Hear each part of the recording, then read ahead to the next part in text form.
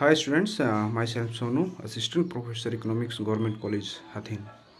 तो आज हम इकोनॉमिक्स के जिस टॉपिक पे चर्चा करेंगे उसका नाम है मार्केट अर्थात बाज़ार। तो आइए आगे बढ़ते हैं। सबसे पहले तो हम ये समझेंगे कि बाज़ार होता क्या है।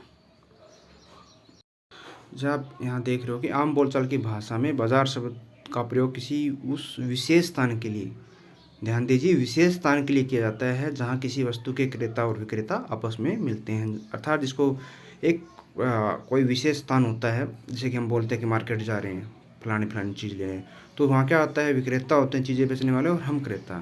तो आम बोलचाल की भाषा में हम उसे मार्केट कहते हैं। परंतु क्या होता है, इकोनॉमिक्स में जो मार्केट की डेफिनेशन है वो ज़्यादा विस्तृत है। तो हम देख रहे हैं कि परंतु अर्थशास्त्र में बाजार शब्द का प्रयोग किसी विशेष स्थान से नहीं होता, बल्कि वो कोई भी स्थान हो सकता है जहाँ पर क्रेता और विक्रेता आपस में मिलते हैं, वस्तुओं की खरीद और फरोख्त या खरीद बेच करते हैं। ठीक है, वो कोई भी स्थान होता है और इसके लिए क्रेता विक्रेता का डायरेक्ट मिलना भी जरूरी नहीं होता। जैसे देख रहे हैं, वो टेलीफोन पे बात होगी, ये चीज़ें भिजवा दो, ये खरीद लेते हैं। डाकतार, एजेंट किसी के द्वारा भी संपर्क स्थापित कर सकते हैं चीज़ों को खरीदने और बेचने के लिए, और वो कोई भी स्थान हो सकता है। ठीक है, कोई विशेष स्थान नहीं है। तो आगे कुछ डेफिनेशंस हैं, ये आप लोग देख लेना। और ये बाज़ार की मुख्य विशेषताएं, अब हम पढ़ेंगे बाज़ार की मुख्य विशेषताएं क्या होती है। तो नंबर 1 क्या है, क्रेता तथा विक्रेता। बाज़ार में क्रेता और विक्रेता दोनों होने चाहिए। ठीक है, क्योंकि क्रेता हो अकेला या विक्रेता अकेला हो, क्रेता ना हो, तो मार्केट नहीं कहलाएंगे। ठीक है, दोनों होने चाहिए। क्षेत्र, नंबर 2 क्या, क्षेत्र।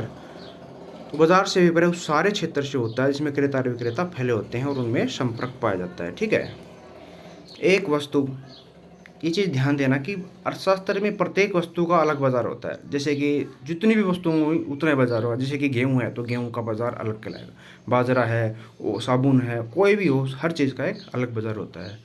नंबर 4 क्या है, स्वतंत्र प्रतियोगिता।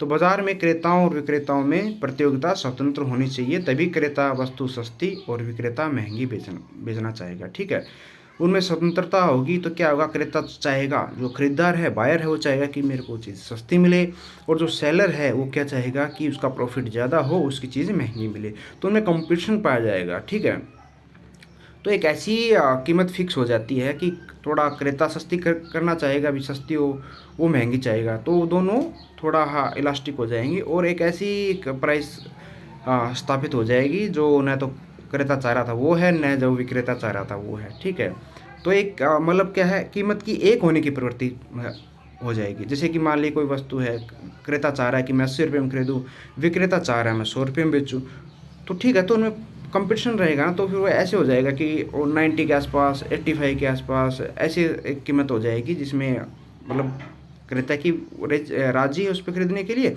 और विक्रेता भी राजी है। तो क्या होगा, कीमत एक होने की प्रवृत्ति पाई जाएगी। पहले दो थी, क्रेता अलग कीमत पर खरीद रहा था, विक्रेता अलग कीमत पर बेच रहा था। ठीक है, ये आगे पढ़ लेना। आगे चलते हैं। तो आगे है, कोई फर्म कितना उत्पादन करे और उसे किस मूल्य पर बेचे। इन बातों का निर्धारण बाजार संरचना या बाजार के ढांचे द्वारा होता है। अभी किस टाइप की मार्केट है उसके हिसाब से उत्पादन होता है और उसी के हिसाब से प्राइस डिटरमाइन होता है। ठीक है, तो ये है मार्केट स्ट्रक्चर को प्रभावित करने वाली कुछ बातें हैं। तो नंबर 1 है, वस्तुओं का स्वभाव, यानी वस्तु समरूप है या भिन्नताओं वाली। ठीक है, जैसे कि पूर्ण प्रतियोगिता जो मार्केट होती है इसमें सभी वस्तुएं आइडेंटिकल होती हैं, समरूप होती हैं। ठीक है, इम्परफेक्ट कंपटीशन में वस्तुएं अलग अलग होती हैं, अर्थात उनमें वस्तु विभेद पाया जाता है। तो उन दोनों मार्केटों में जो प्राइस होगा वो और जो आउटपुट होगा कि कितनी वस्तुएं बिकेंगी वो अलग अलग निर्धारित होंगी। ठीक है, तो दूसरा क्या है, क्रेता विक्रेताओं की संख्या कम है या अधिक है। तो जैसे हमको पता है कि जैसे कि मोनोपोली में एक ही विक्रेता होता है। ठीक है, ओलिगोपोली में 2 ही होते हैं। ठीक है, पूर्ण प्रतियोगिता या परफेक्ट कंपटीशन में बहुत सारे होते हैं। तो पता, ये चीज़ ध्यान में रखनी है कि क्रेता विक्रेता ज़्यादा है कम है। ठीक है, तो वो जैसे विक्रेता मोनोपोली में एक ही है तो वो ज़्यादा कीमत लेगा ग्राहकों से। पूर्ण प्रतियोगिता में बहुत सारे विक्रेता होते हैं तो कीमत कम ली जाएगी। तो ये चीज़ें प्रभावित करती हैं किस चीज़ को, कि क्या तो मार्केट में कितनी तो चीज़ें बिकेंगी। ठीक है, और उनकी कीमत क्या रहेगी। नंबर 3, क्रेता विक्रेता एक दूसरे पर कितने निर्भर हैं, ये भी एक पॉइंट है। ठीक है, तो ये पॉइंट्स थे। तो इन बातों के आधार पर हम इस निष्कर्ष पे पहुंचते हैं कि बाजार संरचना में प्रतियोगिता की मात्रा पर निर्भर करती है कि प्रतियोगिता की मात्रा कितनी है। तो ये दे रखे हैं, मार्केट के टाइप्स दे रखे हैं इधर, ठीक है। पूर्ण प्रतियोगिता, ये परफेक्ट कंपटीशन या प्योर कंपटीशन, अपूर्ण इम्परफेक्ट। तो ये 3 इसके सब टाइप हैं, ठीक है, इम्परफेक्ट कंपटीशन के। इसमें एकाधिकारात्मक प्रतियोगिता है, ठीक है, अल्पाधिकार है और डिओपोली है। और नंबर 3 क्या है, मोनोपोली अर्थात एकाधिकार। तो ये मार्केट के टाइप हैं, ये आपको हर हालत में पता होना चाहिए, याद होनी चाहिए, ठीक है। तो चलो आगे बढ़ते हैं। तो हम पढ़ेंगे पूर्ण प्रतियोगिता के बारे में। पूर्ण प्रतियोगिता व विशुद्ध प्रतियोगिता, परफेक्ट और प्योर कंपटीशन के बारे में हम पढ़ेंगे। तो पूर्ण प्रतियोगिता का अर्थ है, यहाँ मीनिंग दे रखा है कि, तो मैं बता देता हूँ आपको, आप पढ़ लेना अपने टाइम निकाल के।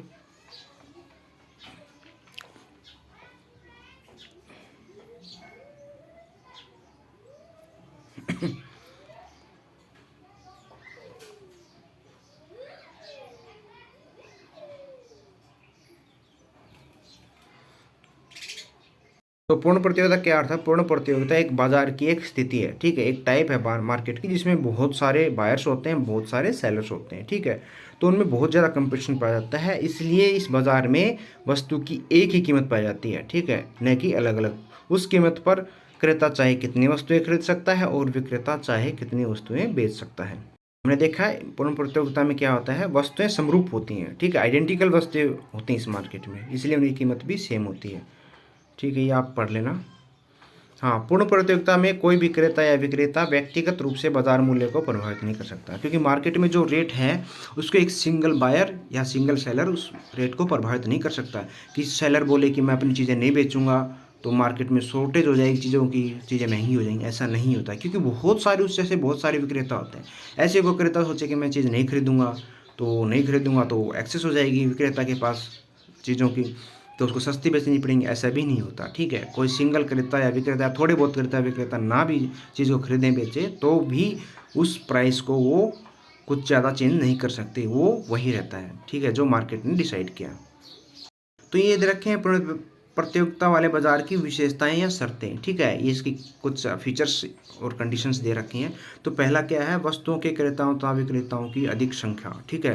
तो आप पढ़ लेना, मैंने बताया था कि पूर्ण प्रतियोगिता मार्केट में वस्तुओं कि जो क्रेता होते हैं, जो बायर्स होते हैं और सेलर्स होते हैं, बहुत ज़्यादा मात्रा में पाए जाते हैं, ठीक है, इसलिए सिंगल सेलर या बायर वस्तु की कीमत को प्रभावित नहीं कर सकता। समरूप वस्तुएं, इस मार्केट की सबसे खास विशेषता यही है कि जो वस्तुएं उसमें उत्पादित की जाती हैं वो सब एक जैसी होती हैं, ठीक है।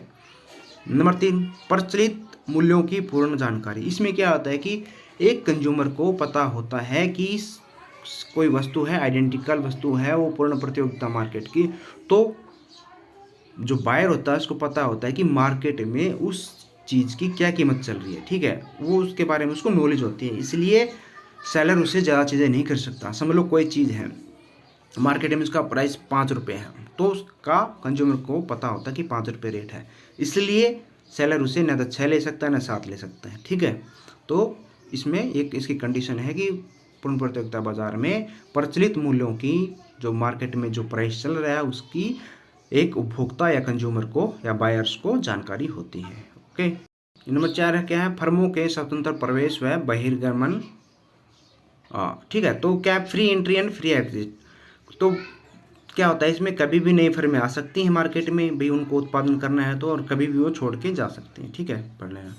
वस्तुओं तथा साधनों की पूर्ण गतिशीलता, ये भी एक पॉइंट इसका अच्छा, कि पूर्ण प्रतियोगिता की स्थिति में वस्तु बाजार तथा साधन बाजार, वस्तु बाजार जहाँ वस्तुएं खरीदी बेची जाती हैं, साधन बाजार जहाँ साधन खरीदे, साधन मतलब जो हमारे प्रोडक्शन के साधन होते हैं, जैसे भूमि पूंजी श्रम उद्यम, ये खरीदे बेचे जाते हैं, दोनों में पूर्ण गतिशीलता होनी चाहिए, अर्थात वस्तुएं तथा साधन कम मूल्य वाले बाजारों से अधिक मूल्य वाले बाजारों तथा उद्योगों में जाने के लिए स्वतंत्र होने चाहिए, ठीक है।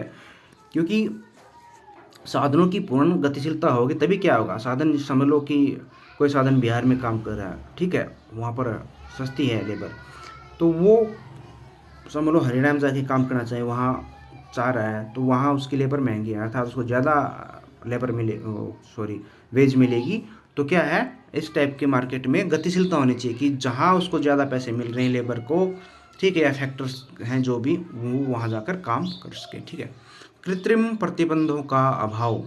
कृत्रिम मतलब भी सरकार, उपभोक्ता, उत्पादक चीज़ की कमी कर दें, स्टॉक कर लें, इस टाइप की चीज़ें होती हैं। और प्राकृतिक क्या होते हैं, जो नेचुरल होते हैं, जैसे नेचुरल हज़ार्ड्स होती हैं, बारिश आ गई, फसल बर्बाद होगी, तो ठीक है, वो अलग प्रतिबंध। तो इसमें क्या है, बाजार में वस्तु की पूर्ति अथवा मांग नियंत्रित करने के लिए उत्पादकों, उपभोक्ताओं और सरकार के द्वारा प्रयत्न नहीं किया जाता। ठीक है, कोई भी कृत्रिम, ठीक है, आर्टिफिशियल रेस्ट्रिक्शंस नहीं लगाए जाते।